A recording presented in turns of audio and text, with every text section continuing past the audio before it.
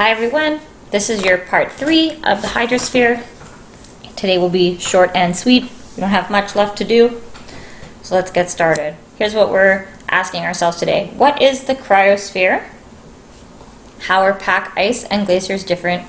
And how does the cryosphere impact ocean circulation?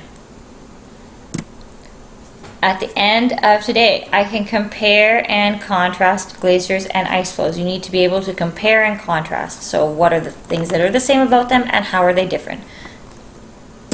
All right. The cryosphere consists of all the frozen water on the Earth's surface. So this includes pack ice, glaciers, frozen lakes and rivers, snow and ice in the permafrost. So cryosphere, frozen water. Cryosphere is within the hydrosphere. Okay, don't think of it as a separate sphere. Down here, I have a picture of the Greenland ice cap. It's really melting. Here it is in 1982. You have all this big space here. Here it is in 2012. I'm sorry that I couldn't find something for 2020, but I'm sure that it's even smaller now, sadly. So we see how much we have lost here. And that, again, that's climate change. That's fossil fuel consumption. Alright, so here's what pack ice is. Pack ice, here's a big picture of it. Pack ice is composed of the ice floating on the oceans near the south and north poles. So in these regions, ice forms on contact with the air. So the air is cold enough that when the water hits the air, ice forms. In the winter, pack ice usually stretches 12 million square kilometers. With global warming, this area is shrinking. So we are having less and less pack ice. I'm sure that you have all seen those sad videos of polar bears trying to get across this and having less and less success in doing so. So without this pack ice, there's lots of animals being affected. Remember again that it's floating on top of the ocean. Glaciers. Glaciers are different from pack ice. Okay, so pack ice was on the ocean. A glacier is a mass of ice on the land. So it's formed by compressed snow. So basically squished snow. Here's the first layer. There's where your glacier forms. And layer, add. Snow builds up on the surface of glaciers, which compresses the lower layers and forms ice. Inside of these glaciers, as we've said before, you have 79% of the world's fresh water.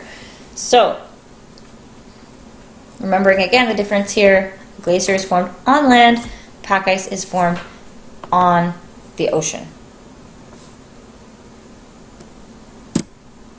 So, glaciers on land, pressure causes extra ice to leak out around the edges of them. So ice that is no longer supported by land or rock, right, breaks off and falls into the sea. And this creates icebergs.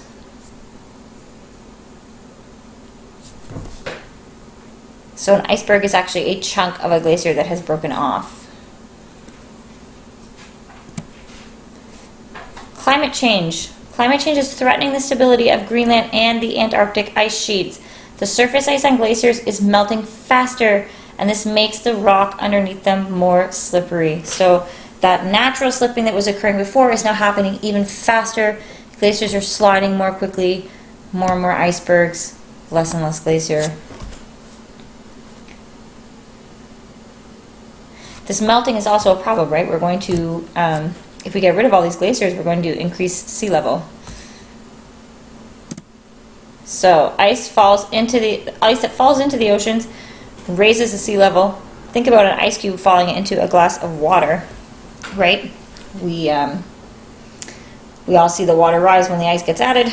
So melting ice sheets could cause environmental problems such as sea level rise. So there will be lots of places that will be completely submerged if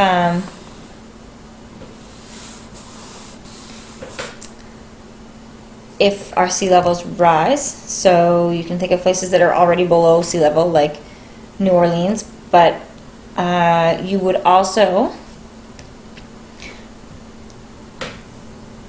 see the loss of a lot of islands, so Polynesian islands near Australia, those will be completely gone. And actually even parts of Manhattan, so it'll all be underwater. The other thing that could happen though with this melting glacier is a slowing of ocean circulation. So if we pump in a bunch of extra fresh water, we're not really sure what it's going to do to thermohaline circulation. We think that it might actually slow it down. And if it does, it's going to really disrupt the Earth's climate, right? Because that hot water flowing up from the equator that makes it a lot nicer in the north and south poles, it's going to get slowed down and possibly become colder. Or some people have even guessed that it might stop altogether. We're not sure what's going to happen. So, at the end of today, you need to define the cryosphere. What is a cryosphere? Explain the difference between pack ice and glaciers, and describe how climate change affects the cryosphere. What is climate change going to do to the cryosphere? That is it for today.